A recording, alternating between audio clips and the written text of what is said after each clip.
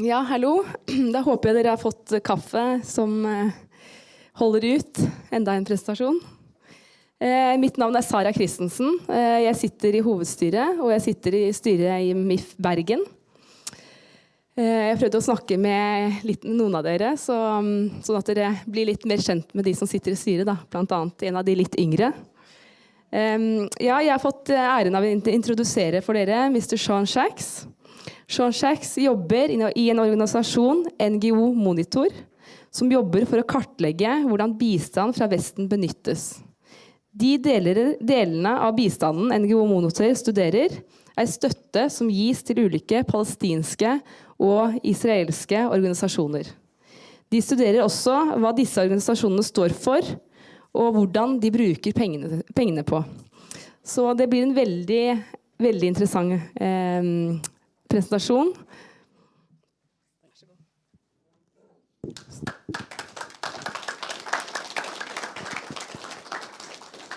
Thank you, Sarah, and thank you to everybody here, and especially to the entire MIF staff for having me back.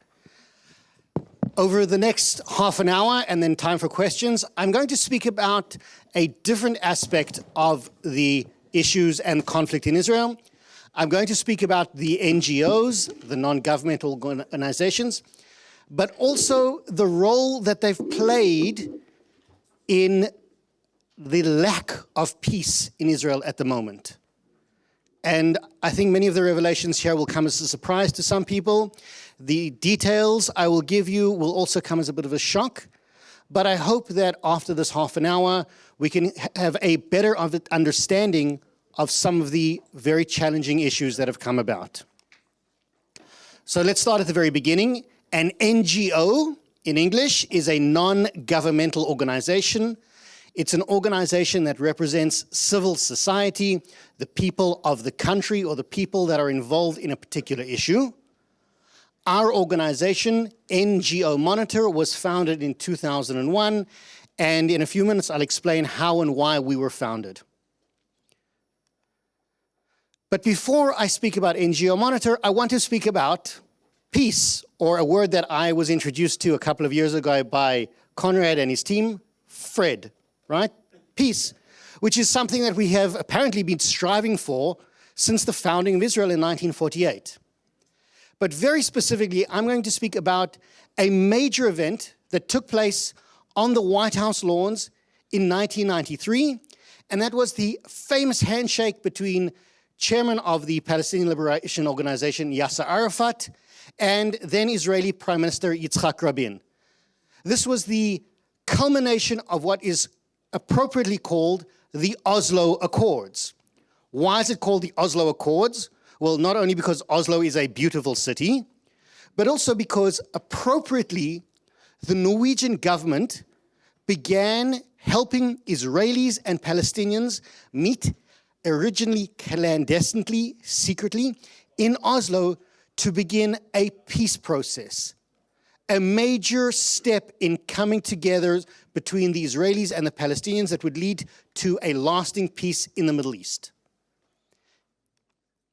How did the Oslo Accords begin? Well, they began, again, here with the Norwegian government facilitating what was called the letters of mutual recognition. The Palestinians agree, the PLO agreed to recognize the State of Israel, and Israel agreed to recognize the PLO, not as a terrorist organization, but as the legitimate representatives of the Palestinian people. This was a major step forward that the Norwegian government is credited with facilitating. A mutual recognition between two lifelong enemies, the Israeli people and the Palestinian people. And this, after the handshake, led to the Oslo I Accords, which created the Palestinian Authority, which today rules in Areas A, which is the way the West Bank and Gaza was divided after Oslo II. Areas A, B, and C, giving the Palestinian Authority control over the majority of Palestinians, and a nominal government institution that was eventually funded very generously by many governments, including Norway, Sweden, Denmark, and eventually the European Union. And over time, this idea led to what was today the two-state solution, where you would have, according to Sweden, Denmark, Norway, and many other European countries, the idea that the ultimate peace between Israelis and Palestinians would be based on a two-state solution. Here I've taken examples from official foreign policy documents over the last decade between the different countries, that this is the official policy of these countries, a mutually recognized two-state solution. Whether it's Denmark, Norway, Sweden, the European Union, the United States, and many other countries, this is the official government policy. They believe and they're working to achieve peace based on a two-state solution. Now, very important for later questions, I'm not here to question whether the two-state solution is right, is it wrong, should it work, shouldn't work. I'm only going to try my best to give you the facts as I see them. This is the current position of the various governments that we're dealing with today. Unfortunately, peace didn't come. Quite the opposite. Between 1993 and 2000, Israel was faced with a wave of suicide bombings and terrorist attacks that killed hundreds of people. And just in case I forget, this is vital, at the same time there was also the infamous Baruch Goldstone attack that killed 36 Muslim worshippers in Hebron. So peace became elusive, and we can blame the Israelis, we can blame the Palestinians. Clearly, as an Israeli, I will say, yes, Israelis faced unparalleled terror between 1993 and 2000 as a result of Palestinian terrorists who rejected any calls for peace.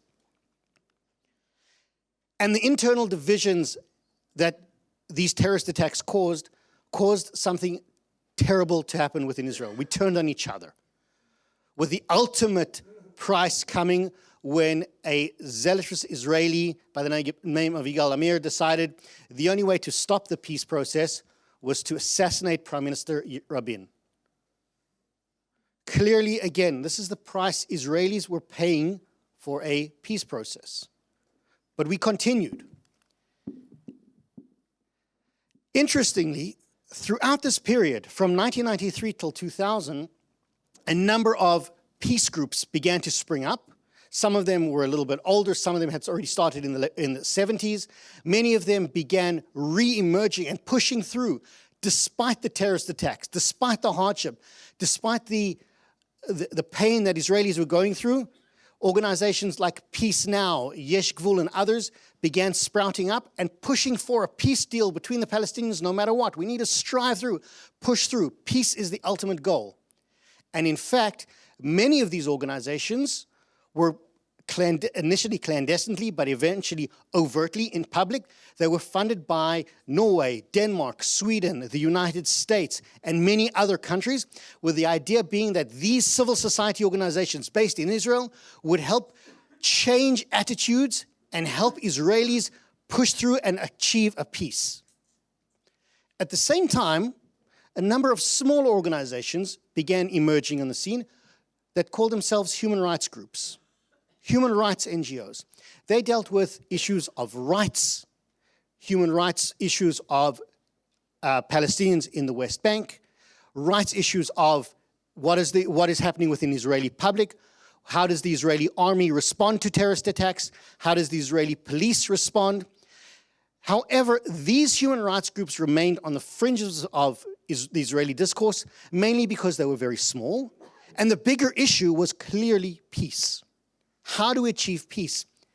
And from a European perspective, the question is, how do you convince Israelis that despite the hardship, despite the terrorist attacks, peace is something that they need to strive for, and they almost need to ignore the terrorist attacks?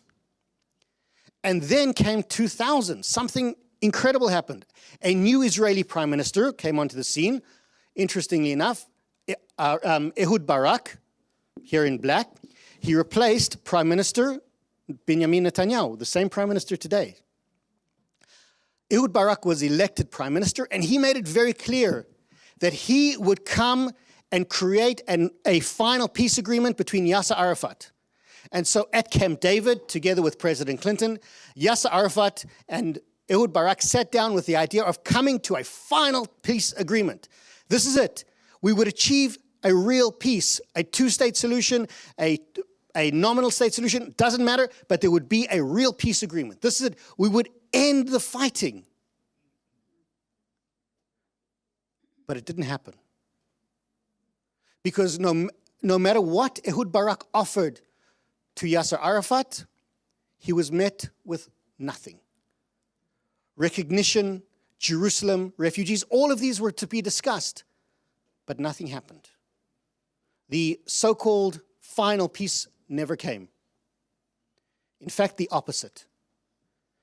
Whereas before there were terrorist bombings, now terrorist shootings and bombings became almost a daily occurrence. And we had the outbreak of the Second Intifada, where thousands of Israelis over a 5-year period were murdered in various terrorist attacks by Palestinian terrorists. At the same time, yes, thousands of Palestinians were also killed in response by the Israeli Defense Force to various terrorist attacks. And so the elusive peace became more elusive.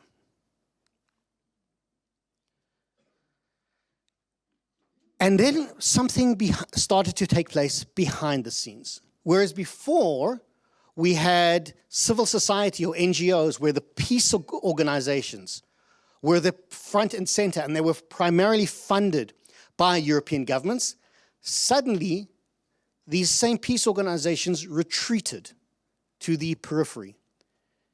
And the human rights organizations, these were the ones that became front and center. They started to be more loud, more aggressive, more well-funded. And from 2000, we see that the peace NGOs actually got less funding and became less active. But organizations that dealt with human rights, not only did they become more well-funded, more aggressive, they expanded. And we went from a few dozen peace NGOs to literally hundreds of civil rights and human rights NGOs in Israel and the Palestinian Authority. Hundreds of organizations dealing with human rights. And this is what I'm going to focus on now. In 2001, the UN held its annual conference dealing with racism and xenophobia, appropriately in South Africa post-apartheid. Apartheid was the evil system of separation between blacks and whites that existed in South Africa, officially until 1995. And in order to have a United Nations conference that actually dealt with the issue of racism and xenophobia, a UN conference took place in Durban, in South Africa. But rather than deal with issues of racism, xenophobia, anti-Semitism, the same anti-Semitism that we know now is a global plague was beginning then in 2001. So the world had an opportunity under the United Nations to actually deal with these issues. But instead, the conference became an anti-Israel hate fest. And on the sidelines of this conference was an NGO conference where these hundreds of NGOs appeared. And so did big NGOs that dealt with human rights, like Human Rights Watch and Amnesty International.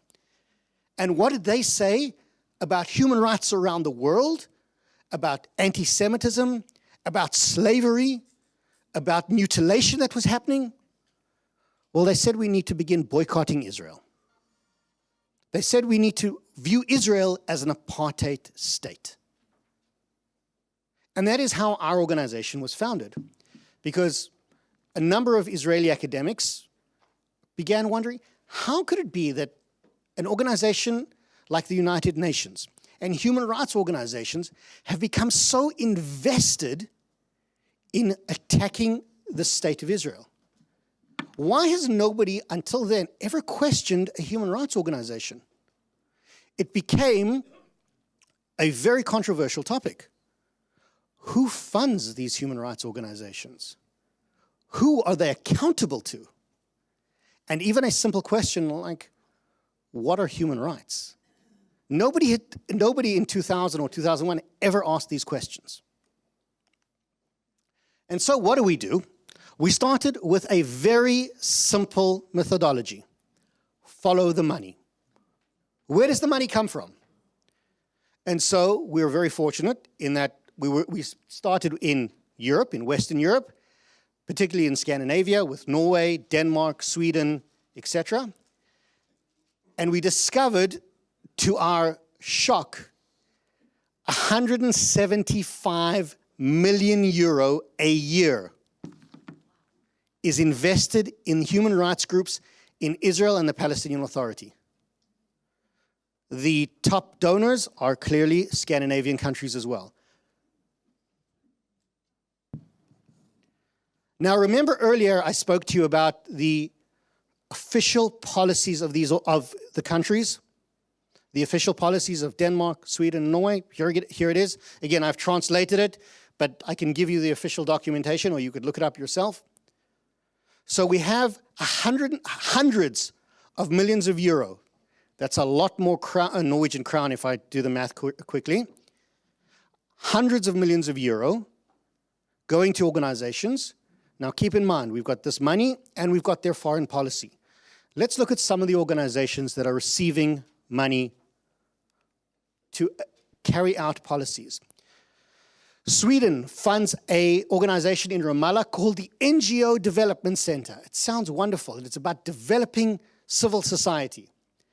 But this in order to be a part of the NGO Development Center, you actually need to sign a code of conduct. And what does this say? In order to strengthen Palestinian civil society and be a part of this NGO Development Center, you need to support the boycott, divestment, and sanctions campaigns against Israel. That is a condition. Second, you need to be in favor of the academic boycott of Israel and work towards it. Third, you have to reject any type of normalization, any type of interaction between Palestinians and the occupiers. Any type of collaboration between Israelis and Palestinians is out of the question. This is an organization that has been funded for the last decade by the government of Sweden. Badil, this is the Palestinian Right of Return NGO. They, in 2021, made it very clear they reject any type of conditions from the European Union against terror. The European Union must continue to fund all Palestinian NGOs, including Badil, but conditions that say you can't support terrorist organizations, they reject. Furthermore, they say resistance is not terrorism. And finally, they're very open about the fact that their goal for the end of the conflict is a de-Zionized one state of Palestine. Keep that in mind when we speak about what the official policies are of these countries. And, just in case it wasn't enough, Badil holds an annual cartoon competition. These are the cartoons that have been displayed and have won prizes by Badil over the last few years.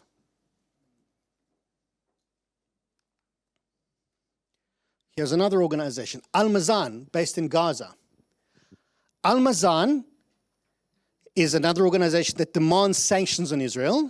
In fact, they're one of the many organizations that are responsible for preparing cases at the International Criminal Court against Israel. And every year during the rainy season, they come out with documentation that claims Israel is opening floodgates on the Gaza border and flooding Gaza. Now, what is fascinating about this is Israel doesn't have any dams on the Gaza border. So opening floodgates to flood Gaza would be very difficult because these dams don't exist.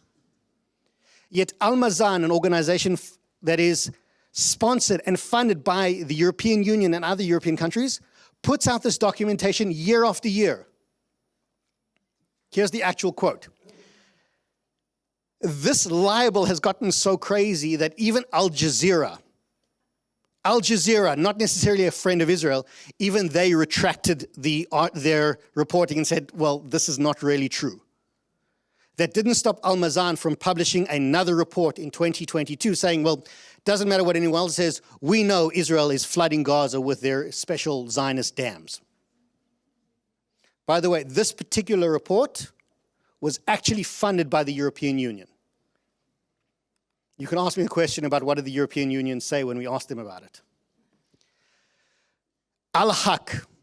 Al-Haq is another very well-known Palestinian human rights organization. In 2022, they officially said that their policy is the end of the Zionist project, that the Zionist movement itself is racist. In September, they officially began lobbying the Palestinian Authority to rescind its recognition of the State of Israel. And they are primarily responsible for court cases or preparing court cases at the International Criminal Court against Israel. This is Shaun Jabarin, the head of Al-Haq, presenting his official request for prosecution to Bensouda, who was then the prosecutor of the International Criminal Court. One other thing that I think I need to point out, sorry, before I go back, we'll get there in a minute. See the bottom picture over there, the man in the circle, that is Shaun Jabarin, the head of Al-Haq. The red flags that you see are the flags of the Palestinian Front for the Popular Front for the Liberation of Palestine, the PFLP. The PFLP is an officially designated terrorist organization in the European Union. Here is Shaun Jabarin, a human rights activist at an official PFLP event.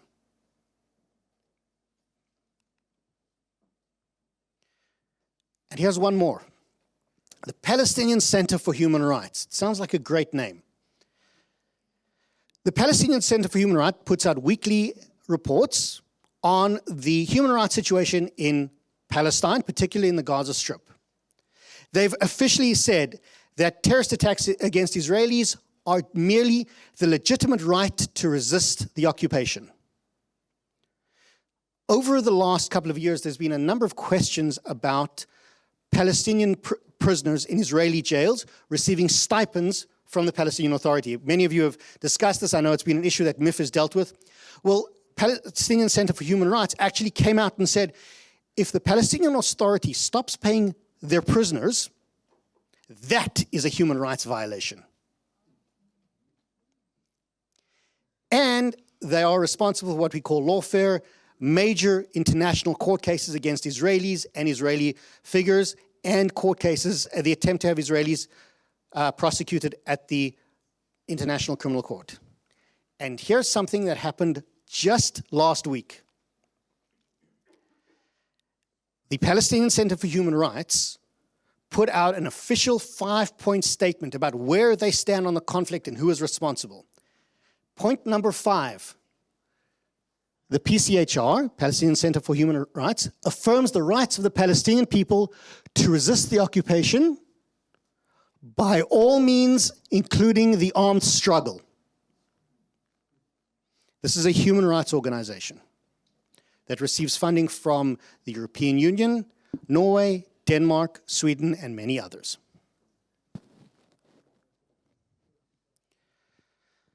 The Defense Against Children International Palestine sounds like a great organization. They deal with children.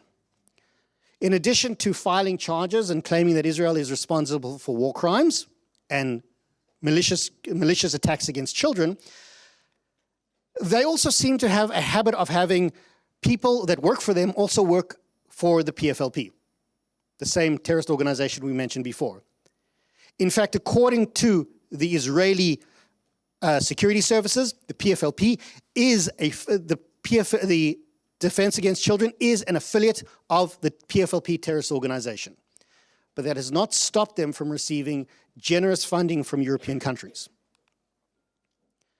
In fact, at the moment, the United Nations has a Children in Armed Conflict report that they are preparing that deals with the issues of how are children being abused by countries and organizations in armed conflicts around the world.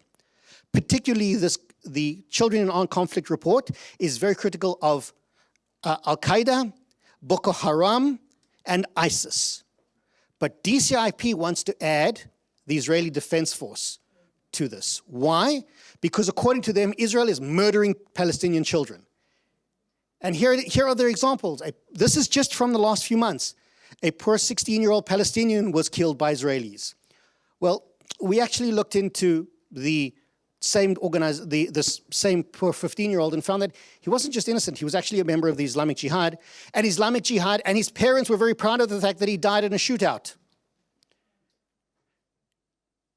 And we found more and more. This is just two. We found dozens of examples like this just over the last few months.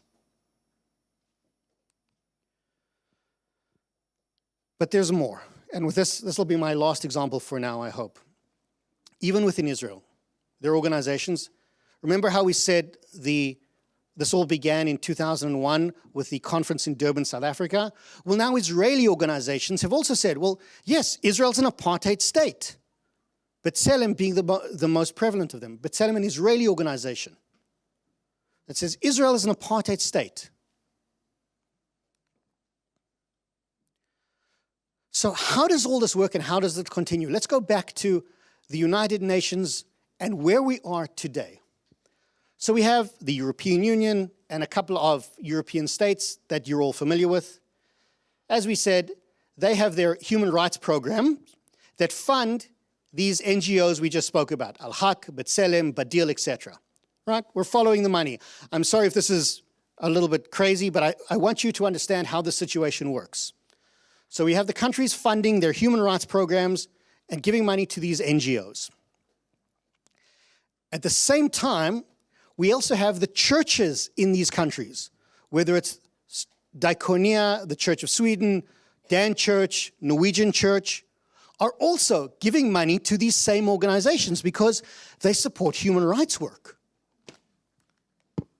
And the United Nations, because everyone wants to support the United Nations. So the United Nations, whether it's in their Children in Armed Conflict report or any other human rights apparatus of the United Nations, also supports these same organizations, and they get their funding from the countries.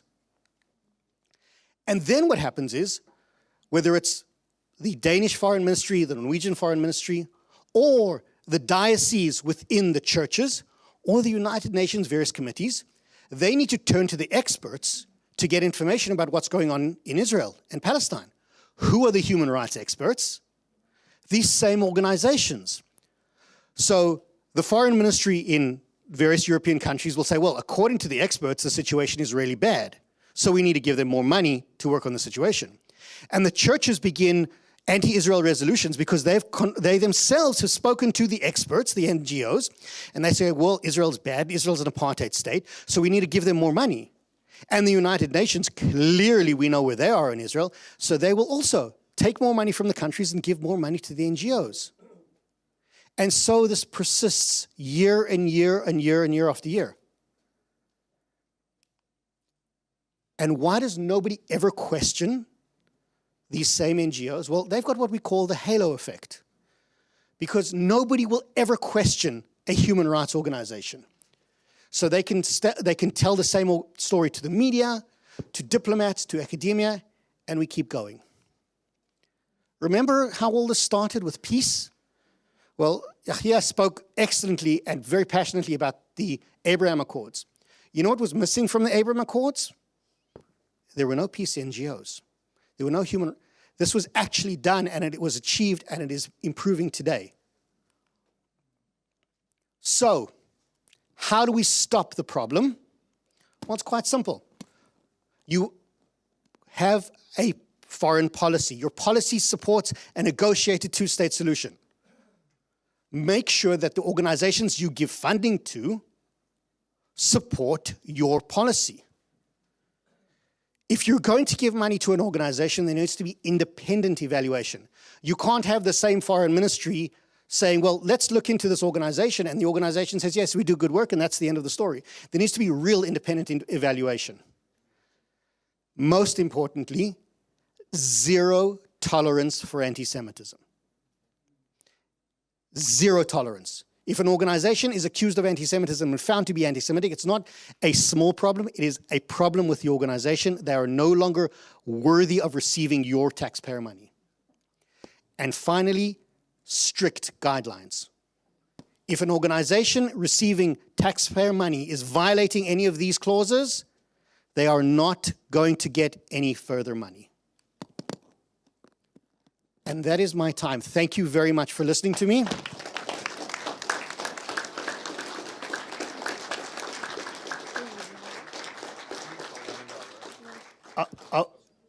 Are we going to have questions or are we going to move on? No more questions. Okay.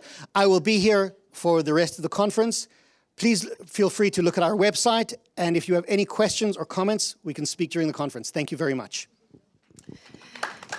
Thank you so much for your presentation. So this is a little gift for you. Thank you so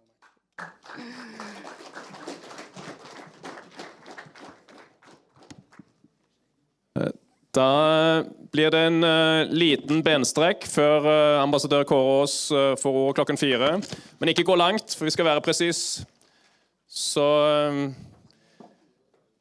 vi kommer tilbake om noen få minutter.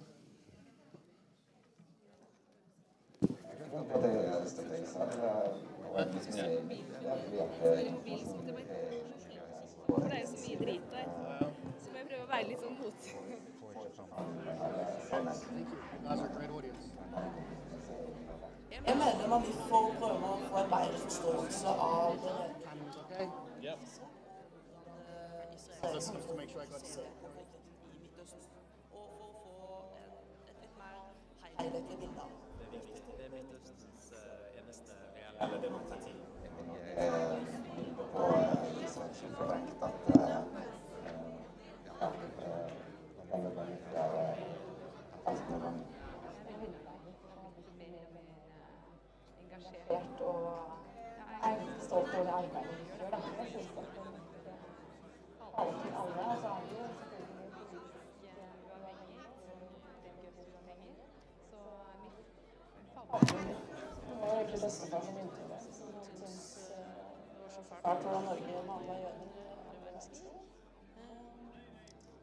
Ja, så jeg støtter egentlig for å følge det blir så fremstilt i media et fellesskap og et tankefellesskap og et sosialt fellesskap der du kan få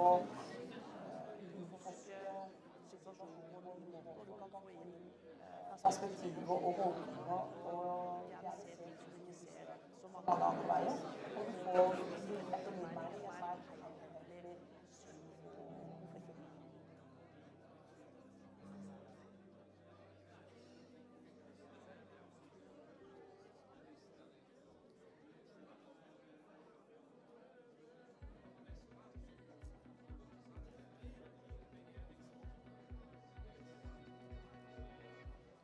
Det er veldig lærerikt, og vi får veldig mange flotte diskusjoner, og vi møter veldig mange spennende og interessante. Det er kjekt å treffe Israelsmennene, folk som har vært her før, og nye mennesker. Det setter jeg pris på. Jo, det er veldig kjekt. Det er veldig spennende, og jeg synes det er viktig å stå opp for Israel. Så det er veldig inspirerende.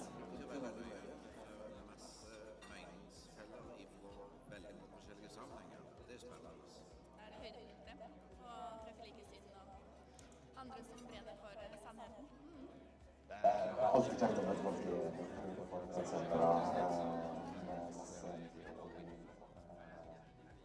der er alltid kjent å se.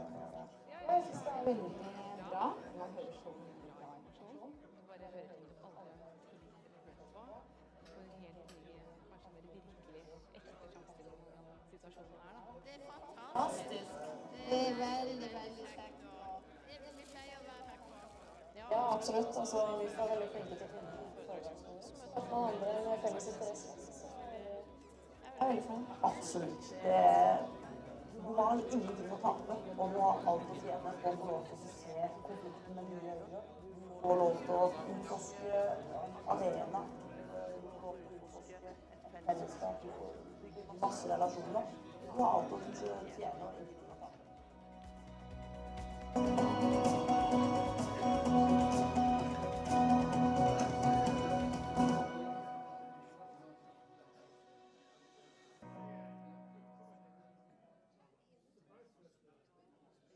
Hej, jag heter Elin och tycker att Israel är ett spännande och fint land. Men varför kan det inte bli fred, demokrati och arbete för alla? Vi i Sverige har ju gett palestinierna mycket bidrag under många år. Jag ska fråga Cecilia, hon är med i miff. Jag är 25 år. Hur mycket pengar har vi svenskar gett palestinierna under mitt liv? Då ska vi se. Vi tar med både direkt och indirekt bistånd och det som går genom Sida, EU-avgiften och FN-avgiften. Det blir 36 miljarder kronor på 25 år till palestinierna. Idag lever bara cirka 15 000 av de araber som flydde Israel 1948. Men UNRWA, som hjälper palestinierna, säger att de är 5,8 miljoner flyktingar. Men Israel fick ingen svensk hjälp när de tog hand om nästan 1 miljon judiska flyktingar från arabvärlden. Vad hände med de 36 miljarder kronorna? Vet inte, men inga palestinska val på 16 år. Ingen pressfrihet. Ingen egen försörjning. Ingen avväpning av Hamas. Lön till dömda terrorister. Hatpropaganda i skolorna. Inget förhandlat fredsavtal. Ingen tvåstatslösning. Det verkar ju helt meningslöst att ge 36 miljarder med det resultatet. Ja, eller så är det bidragen som hindrat freden och minskat viljan till försoning och egen ekonomi. Vad kan vi göra som sätter fred? Ta reda på fakta och berätta om Israels situation. Häng med i miff med Israel för fred. miff.se. Til tross for all homoboikott fortsetter importen av israelske varer og øker år etter år. Og det er ikke rart. Kvaliteten på israelske varer er som regel utelatt.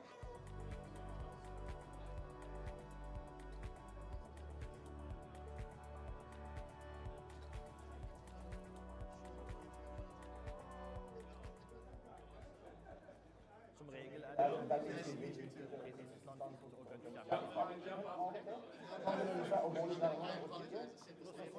så stedet det opprinnelsesland Israel. Og her igjen, et nytt eksempel, opprinnelsesland Israel. I tillegg til mye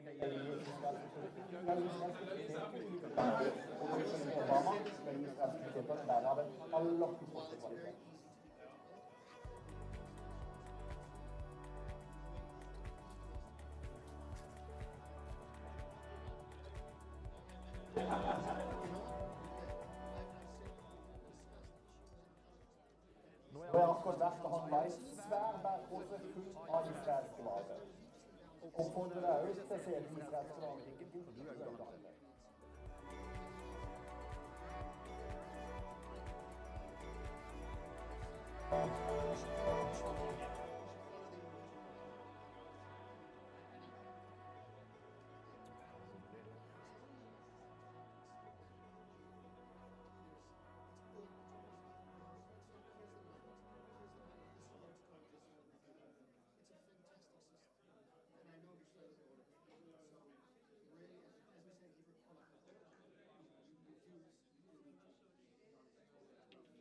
Kära vänner, jag blev informerad om att jag inte skulle tala.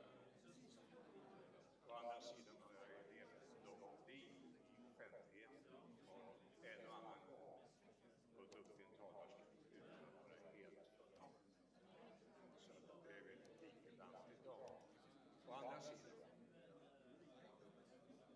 när man firar staten Israel, dess 75-årsjubileum, så kanske det inte behövs